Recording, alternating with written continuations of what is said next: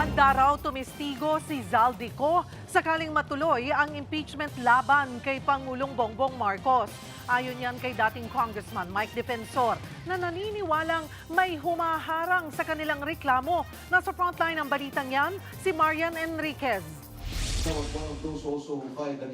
Nakausap daw ng dating kongresistang si Mike Defensor ang pugante at dati ring kongresistang si Zaldico sa telepono.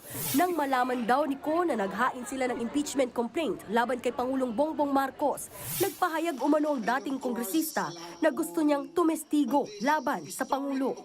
Kagabi ho, nagpagbigay ng mensahe si Congressman Zaldico. Ang sabi ni Congressman Zaldico, kung papayagan ako doon sa i-final ninyong impeachment to become a state witness, kahit nasa Zoom, kasi ginagawa naman po natin yan under suspended rules, ay tatayo siya na witness dito sa grupo na nag-file ng impeachment case. Tetestigo raw si Ko sa umano'y pagtanggap ng kickbacks ni PBBM sa flood control projects, pati na ang issue sa maanumalyang budget insertions. Kahapon, nagpunta sa opisina ng House Secretary General ang kampo ni Defensor para sana ihain na ang impeachment complaint. Pero nasa abroad si Secretary General Sheloy Garafil, ang naiwang Executive Director ng tanggapan, hindi raw otorisado na tanggapin ang mga reklamo.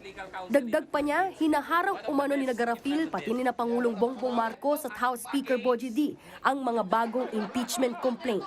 Sabi ni Defensor, unconstitutional ang pagtanggi sa kanilang impeachment complaint.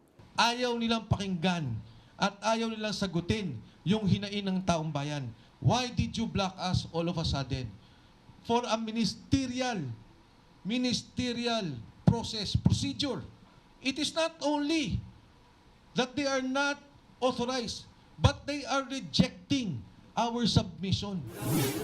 Dahil dito, planong maghain ni Defensor ng mga reklamong kriminal at administratibo laban kay Garafil at sa mga tauhan ng kanyang opisina.